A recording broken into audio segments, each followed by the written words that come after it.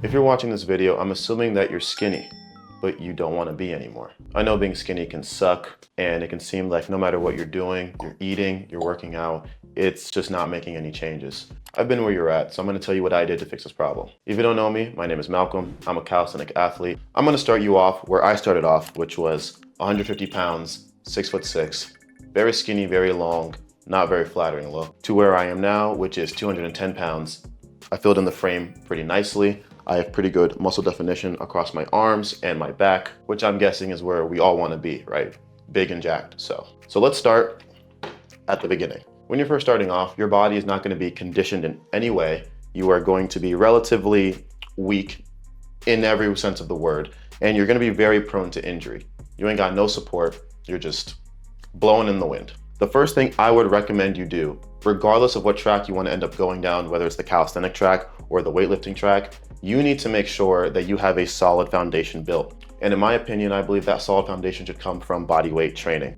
We're gonna use this guy as body weight. Starting off, your wet noodle, no support, no nothing. You should not be going in the gym and lifting weights. You're gonna hurt yourself. All right, there's no reason you should be benching before you can do a push-up. It's like trying to run before you can walk. And I understand that's what everybody does. I did the same thing when I first started training. I just walked into my local apartment complex gym and I was just trying to pick stuff up. I had no clue what was going on. I was like, oh, I've seen dumbbells. Let me curl a little bit. Didn't make any sense. Now, what does make sense to me is mastering your body first. Getting your relative strength up, your joints, your ligaments all working together to move your body the way you've always moved. Now that we understand that, master your body, master the basics is the first step. You can watch that video to see how to master your body. It's gonna be in the I thing. And if you disagree with anything I'm saying, feel free to comment below. We can have a discussion. Everything with me is always an open discussion. I almost never speak in absolutes. And if I do, I'm usually pretty confident in it. So if you feel like you have a different point I'm not seeing, go right ahead. I have no issue with that. This is what's worked for me, my clients, my friends. So that's what I tell to you. Now these next points I'm going to run through pretty quickly because they're more so just concepts rather than tutorials. You just have to know these things and apply these things to your current.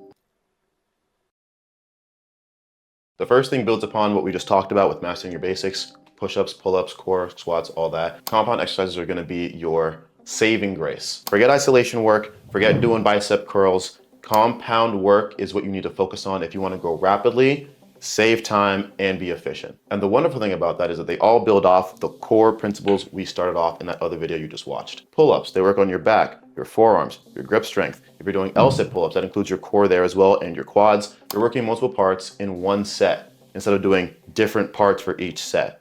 Imagine going to the gym, typical bodybuilder schedule, right? Monday, Tuesday, Wednesday, Thursday. Maybe Mondays back and bis, Tuesdays chest and tris, right? Some people do isolation days for different days. I've seen all kinds of schedules. And since all calisthenics skills are essentially just compound exercise skill tests, all the progressions for the skills are compound movements. So that's pretty much what I did. I was always going for handstands, front levers, handstand push-ups. I was always training for a skill. And so I always did compound exercises, which led to my rapid growth in such a short amount of time. Saves time, more efficient, add it in. Next up, progressive overload. You cannot just keep doing the exact same exercise the exact same way and expect to grow forever. You must change. You have to shock the muscle, stimulate the muscle. You have to be progressively overloading the muscle. There's two ways you can do this.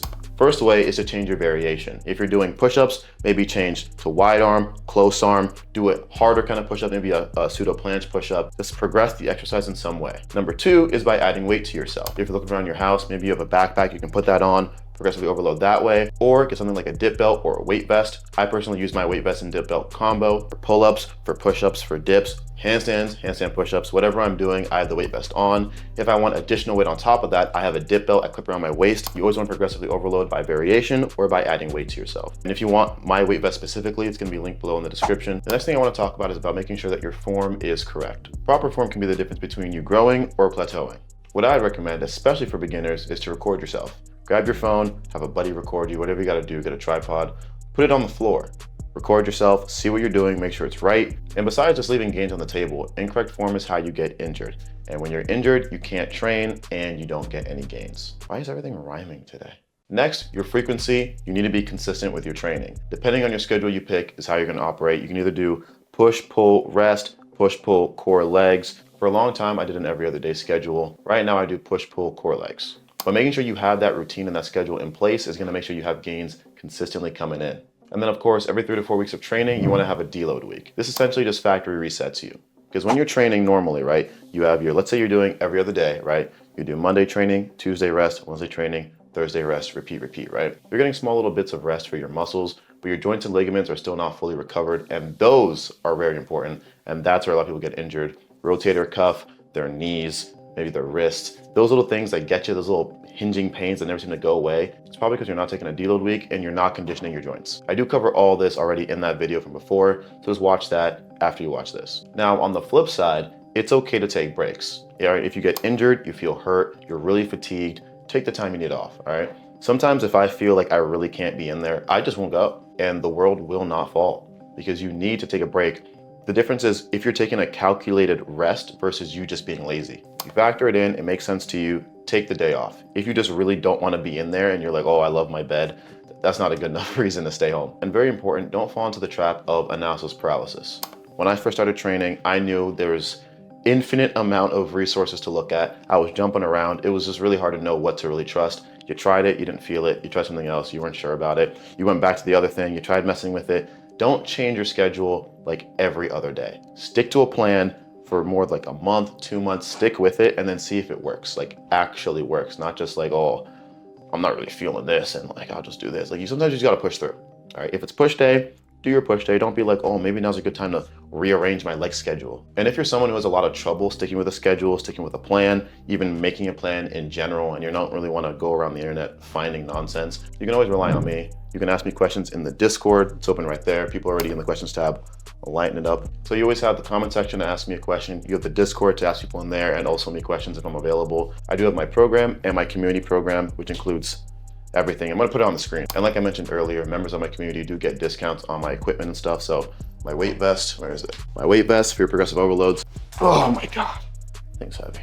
I've also expanded it to include like everything. So now the Discord's a part of the paid community. So you get priority questions in there. We're gonna do monthly Q&A calls to answer questions, review VODs, that kind of thing. So if you like the sound of all that, it's gonna be linked below in the description. If you prefer more of a one-on-one vibe, I do also offer one-on-one coaching. We got workout plans, meal plans, I check your VODs, all that kind of things. You can ask me questions whenever. So if you're interested in that, also below in the description. If you have any other questions or something you want me to cover, comment it below and I get back to you. Now, if you're a complete beginner and this is your first time hearing about any of this stuff, I'd strongly recommend you write it down to keep a mental note. So remember, compound exercises, progressive overload, record yourself, rest and recovery, and consistency. All very important. That should cover everything for the workout portion. I'm gonna make a separate video for everything involving the diet. If that's already up, it's gonna be up next here for you to click. If it's not there, then just subscribe, notification bell. When it is up, you will be notified.